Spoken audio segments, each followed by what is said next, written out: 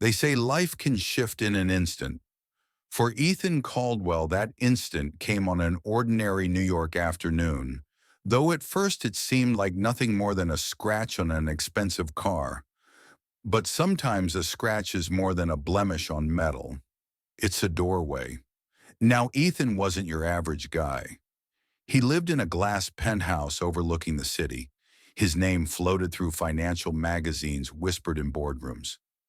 Millionaire, philanthropist, Bachelor of the Year twice, actually.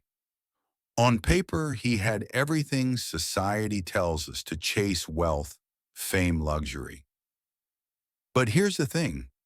When you have everything, it's easy to lose sight of what really matters. And when that scratch car introduced him to Livia Moore, Ethan had no idea his carefully controlled life was about to unravel in the best possible way. Stick with me because this isn't just a love story.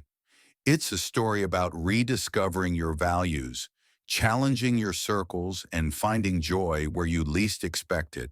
And if you enjoy stories like this, make sure to hit that like button, share this with someone you care about, and subscribe for more meaningful tales like this one. It was just another crisp afternoon in New York. You know the kind, the city buzzing with relentless energy, horns, blaring people, rushing with coffees and ambition in equal measure. Ethan exited a high-end cafe, espresso in hand, scrolling through a flood of emails on his phone. Another deal, another opportunity, another zero added to a bank account already overflowing. Then came the sound, a sharp, unmistakable scrape. He spun around, and there it was, a fresh, jagged scratch across the gleaming door of his prized Aston Martin. For most people, this would have been catastrophic. For Ethan, it was surprising, because standing next to the car wasn't some valet or drunk tourist. It was a young woman holding a battered bicycle, her face a mixture of shock and apology. Meet Livia Moore. She wasn't what you'd call polished. Faded denim jacket, worn sneakers, hair hastily tied back. But there was something in her eyes, sharp gray, full of fire and independence. The kind of look that says, I don't back down. I don't care who you are. She approached, voice trembling, but resolute. I, I'm so sorry. I didn't mean to. I didn't realize. Now here's where we see a crack in Ethan's carefully cultivated image. The Ethan of headlines would have raged, called a lawyer, made a scene. But in that moment he didn't. Instead, he pocketed his phone and asked, Are you okay? Livia blinked. Yeah. But your car? The car can be fixed, Ethan said simply. You can't. And just like that, something shifted. Not just between them, but inside Ethan himself. As fate would have it, the conversation didn't end at the curb. Ethan, intrigued, asked for her name. Livia, she said. Curious, he continued. Do you live around here? I work at a bakery nearby. Livia replied. I bike because it's easier. That line alone would baffle most in Ethan's world. In a city obsessed with status, who willingly bikes to work? But Livia wasn't chasing prestige. She loved baking. She loved seeing the smiles her pastries brought. Real quick, this struck me as a powerful contrast. In a society where grind culture often defines success by numbers, followers, dollars, views, here was someone who defined it by joy and purpose. It's a reminder many of us need. Sensing her thin jacket against the chilly wind, Ethan offered care to join me for a coffee. She hesitated. Are you asking me out? He grinned. To make up for the scratch. Your choice of venue. They landed at a humble corner cafe. No designer cups, no marble counters, just warmth, good coffee, and unexpectedly good conversation. What do you do? Livia asked. Ethan chuckled. I run an investment firm. She tilted her head. Sounds like one of those movie guys suits takeovers, Wall Street vibes. Ethan laughed. Not entirely wrong. Then came the kicker. Why aren't you more upset about the scratch, she asked. And Ethan, surprising even himself, answered honestly. Maybe I'm tired of chasing the superficial. Maybe I'm curious about people who don't care about my name or money. In that moment, a genuine connection sparked not based on status, but sincerity. The next morning, Ethan did something wildly out of character. He woke early and stood outside the bakery. The scent of fresh pastries wafted through the air. Through the window, Livia worked with effortless grace, decorating tarts and croissants. Spotting him, she laughed. Didn't think you'd show. I never break a promise. She handed him a tart. Here, but no freebies. As Ethan bit into the flaky pastry, he felt something he rarely did: contentment. Not the adrenaline rush of closing a deal, but a quiet joy. He began visiting more often, at first out of curiosity, then because he simply wanted to. Wanted to hear her laugh, wanted to learn her world, and slowly his well-oiled routine unraveled in favor of these small, genuine moments. Now, this is where I want to pause and add a real-life parallel. I once interviewed a CEO who, after a health scare, traded his mansion for a modest home and took a job at a community garden. When I asked why, he said, "For the first time in 30 years, people smile at me because they want to, not because they need something." That's the essence of what Ethan was discovering with Livia. But in the world of high finance, deviations are noticed. At an exclusive industry gala, Ethan's longtime friend Lucas cornered him. "You've been disappearing," Lucas teased. "I hear you've got a thing for a bakery girl." Ethan stiffened. "She has a name. Livia." Lucas leaned in. "Look, you can't be serious. You know how this works. Dating outside our circles, the media will tear you apart." And sure enough, they did. A few days later, Livia called him, her voice shaken. "Can we meet outside the bakery?" She handed him a tabloid. Millionaire's Unequal Romance blared the headline, complete with a candid photo. Ethan clenched his jaw. "I don't care about this." "But the world does," Livia whispered, "and I don't want to lose myself in it." Her words cut deeper than any headline. For the first time, Ethan realized love wasn't just about emotions. It was about navigating worlds designed to keep people apart. Following that painful encounter outside the bakery, things changed, not in ways Ethan wanted, but in ways he couldn't ignore. He called. She answered, but her voice had lost its usual warmth. He visited. She smiled, but it didn't reach her eyes. If you've ever felt someone slipping away, you'll understand the ache Ethan carried during those days. And here's a truth we don't talk about enough sometimes: when two people from different worlds meet, it's not love that's missing. It's a space between expectations, fears, and the weight of judgment from others. Ethan wasn't used to helplessness. In business, he was decisive. In life, he curated everything. But with Livia, no amount of money could repair the invisible wall now standing between them. Have you ever had a moment where pretending led to something unexpectedly real? Please comment below and like this video if you believe the best love stories start with honesty. Subscribe our channel now for more powerful story-based videos every day. One chilly evening, after countless texts and restless nights, Ethan decided he couldn't wait anymore. He stood outside the bakery, watching his breath form clouds in the cold air. When Livia stepped out, fatigue shadowed her features, but there was still a quiet grace in her presence. Seeing him, she paused. "What are you doing here? I need to talk to you." But not here. Will you walk with me? She hesitated, then nodded.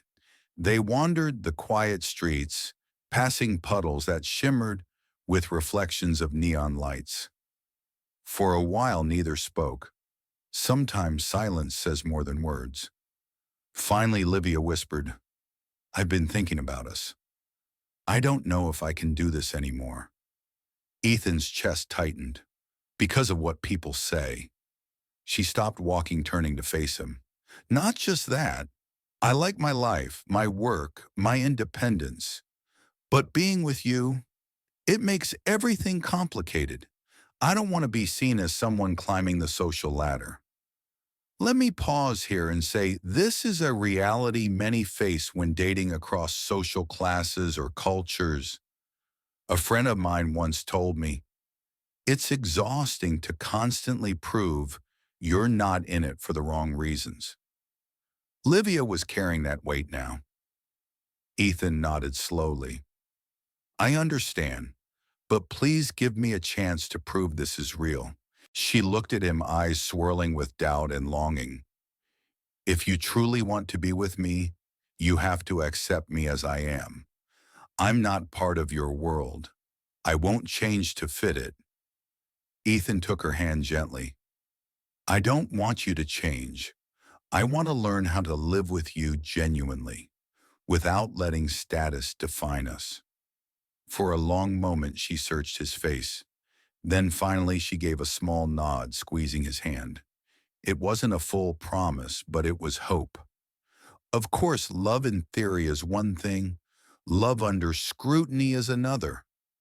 And soon Ethan faced the ultimate test, introducing Livia to his mother.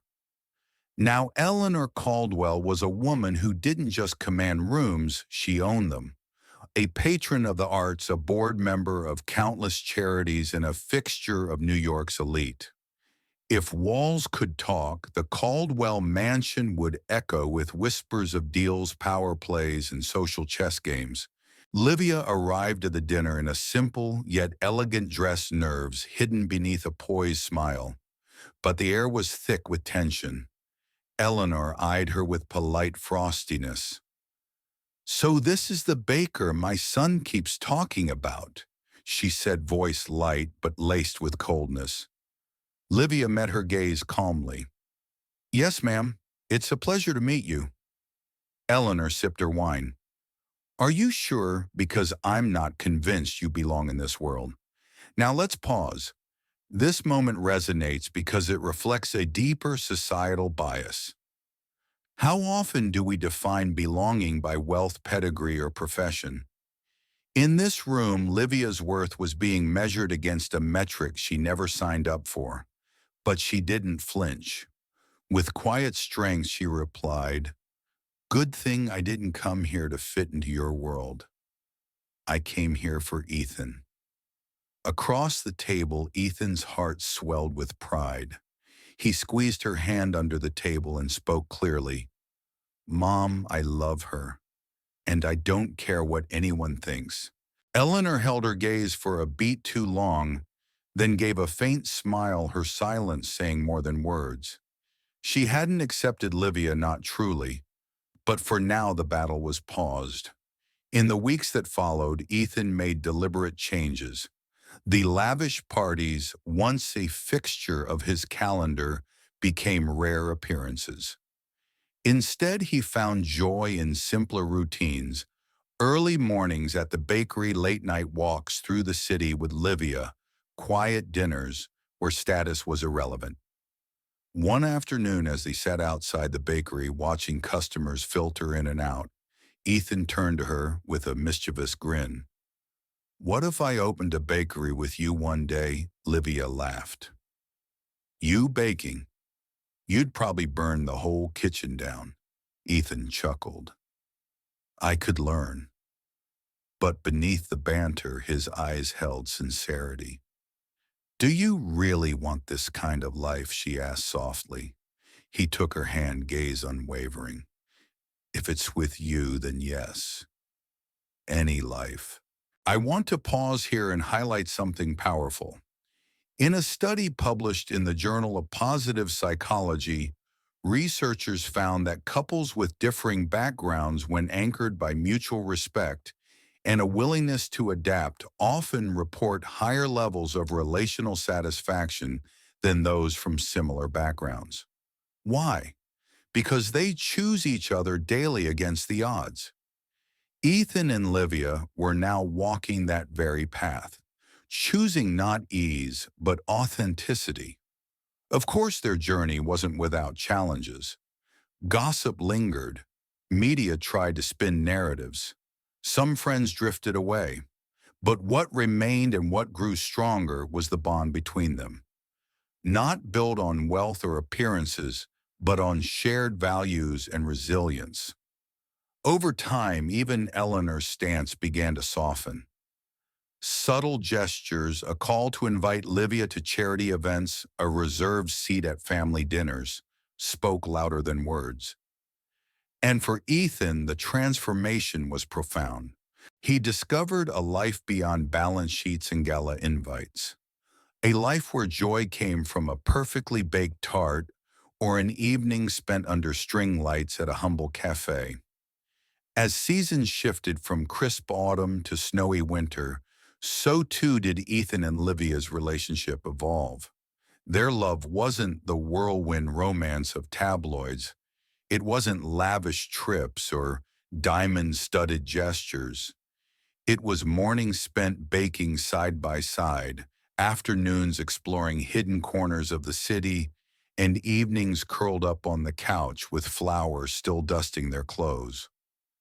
One snowy evening, as flakes drifted past the window of Livia's small apartment, Ethan looked around: mismatched cushions, second-hand books, a worn but cozy quilt.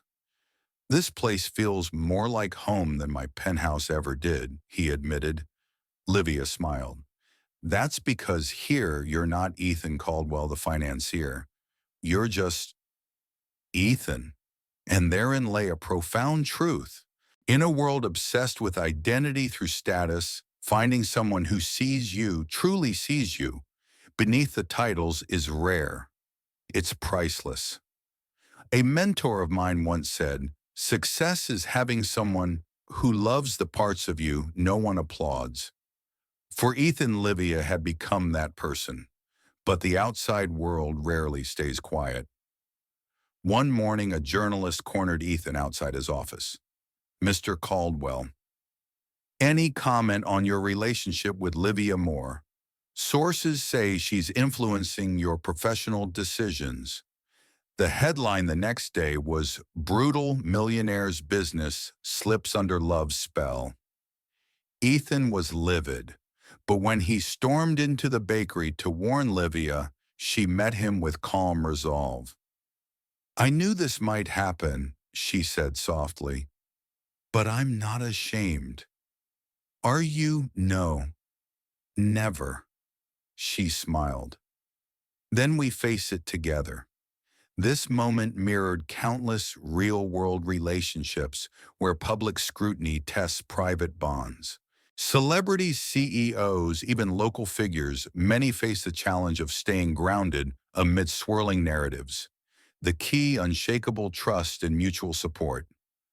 Over time, even Eleanor Caldwell's icy demeanor began to thaw. It wasn't one grand gesture that changed her heart, but consistent moments. Livia never sought approval. She never flaunted her relationship. She simply showed up with grace, kindness, and authenticity. One spring afternoon at a family charity gala, Eleanor approached Livia. "You've proven me wrong," she said quietly. "You care about my son, not his world." Livia smiled. "I care about who he is, not what he owns." And from that day forward, the air between them softened. Months later, as the city bloomed into spring, Ethan and Livia sat beneath fairy lights outside the bakery. Ethan glanced at her, eyes sparkling. "You know, I've been thinking, what if we opened a bakery together?" Livia laughed. "You and ovens, dangerous combination." "I'm serious," he grinned. Not because I want to manage it, because I want to build something with you, something real. She studied him for a long moment. This life, it's not glamorous. That's exactly why I want it. And in that moment, they weren't Millionaire and Baker. They were two people choosing a life defined not by wealth, but by purpose and love. In the months that followed, their shared bakery became a community hub. Locals came not because of Ethan's name, but because the place felt warm, welcoming, real. And Ethan, he traded tailored suits for rolled-up sleeves, often seen behind the counter, learning to knead dough, usually poorly, but always with heart. The media eventually moved on. Society found new scandals. And within that calm, a deeper truth emerged: love, when genuine, dismantles labels. It bridges divides that money and status cannot. It teaches us that joy isn't found in penthouses or power plays, it's in moments. Small, ordinary, extraordinary moments. If you take one thing from this story, let it be this: authenticity is magnetic. Kindness transcends class. And when we dare to love beyond labels, we not only transform relationships, we transform ourselves. As Ethan once said, sipping coffee in a humble bakery that had become his sanctuary. For the first time in my life, I feel rich, not because of my bank account, but because of the people I share my days with. Thank you for spending this time with us today. If this story resonated with you, please give it a thumbs up, share it with friends and loved ones, and don't forget to subscribe for more meaningful stories that remind us of what truly matters. Until next time, stay kind, stay curious, and never stop believing in the power of love.